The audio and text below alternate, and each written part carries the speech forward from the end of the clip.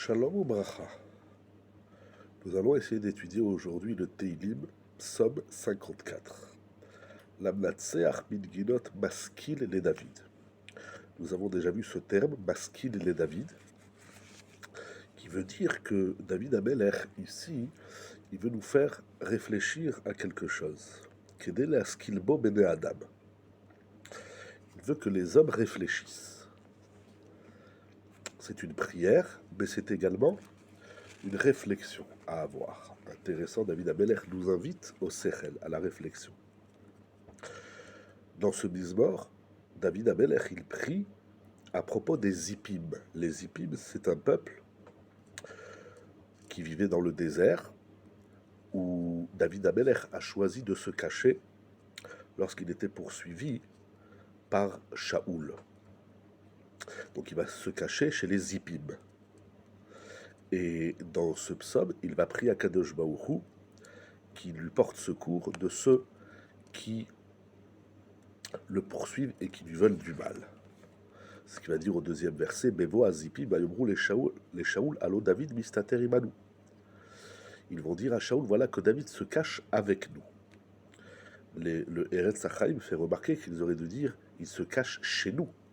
Qu'est-ce que ça veut dire, il se cache avec nous? Eux, ils ne se cachent pas. Mais il explique quelque chose d'intéressant. Les Zippim vont dire à Shaoul, on fait croire à David Ameler que nous aussi on se cache. Pour mieux le faire tomber, ils vont tromper David Ameler, ils vont lui dire, c'est nous aussi on se cache, donc tu peux te cacher chez nous, parce que nous aussi on se cache, donc cache-toi avec nous. Ils disent à Shaoul qu'ils ont dit à David qu'il se cache avec eux.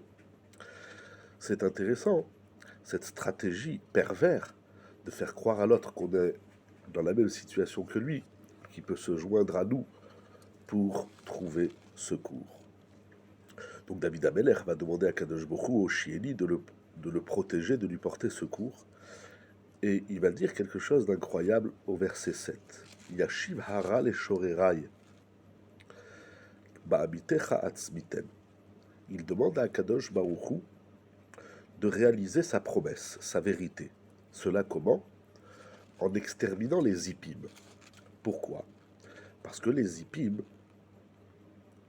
ils vont dire donc du Lachon Hara, puisqu'ils vont chez Shaoul, ils vont lui dire, tu sais, David se cache chez nous. Ils vont donc donner une information qui porte préjudice à David Ameler. Et David Ameler dit donc à Kadosh Baruch Hu, tu as promis, tu as dit que tu poursuis ceux qui médisent, ceux qui colportent, et donc au nom de cette vérité, je te demande de les exterminer. C'est incroyable, il prie pour que ceux qui disent du Lachon Hara soient punis. C'est incroyable. Ça, c'est ainsi qu'explique Rashi avec des âmes et Tsudat Sion. C'est ça, Ba'amitecha, au nom de ta vérité. C'est quoi cette vérité? Cette vérité, c'est que tu as dit, tu as promis de payer, de juger, de punir ceux qui médisent et qui colportent. Selon le Radak, la vérité, ici dont fait référence David Ameler, c'est que tu m'as promis d'être roi, d'être le Meler. Donc, au nom de cette promesse, je prie que tu la réalises et donc que tu empêches les Zippim de me faire du mal, voire que tu les extermines. Atzmitem, c'est fort comme terme. Et afin que tu puisses réaliser donc ta promesse de me donner la royauté. Kimikol Tsaraït Silani, Akadosh Baruchu, tu m'as jusqu'ici porté secours, sauvé de toutes les détresses, ou Oivai Ra'ata Eni, et j'ai vu la vengeance que tu as vengé donc mes ennemis. J'ai vu cette vengeance, c'est incroyable. On le voit beaucoup dans les Teilim. David Ameler demande que ses ennemis soient exterminés. Ici, c'est très grave, c'est du Lachon Hara. Et que je vois donc la chute de mes ennemis. C'est ainsi que l'homme est véritablement protégé lorsqu'il voit que son ennemi, eh bien, tombe et est exterminé. Pardon. Selon le Sefer HaKadmon, la Ségoula du psaume donc 54, Nun Dalet, Lirot Nekama Be'oivim. On prie pour voir la vengeance divine à propos des ennemis. On ne demande pas simplement à Kadosh Baruch Hu, protège-nous de nos ennemis, mais qu'on voit que tu venges David Ameller. Lui, il est irréprochable, il fait ce qu'il a à faire. Il a des ennemis qui lui veulent beaucoup de mal, notamment Shaoul ici, soutenu par les Hippim. Il demande à Kadosh Baruch Hu la chute des Hippim. Il dit, je veux voir la chute de mes ennemis. Donc, il faut faire attention, certes, lorsqu'on prie pour la chute des ennemis, c'est quand même une notion incroyable. Ici, en l'occurrence, c'est encore plus incroyable parce que ces ennemis, non seulement qui lui font du mal, ils sont contre lui, mais ils vont médire et colporter.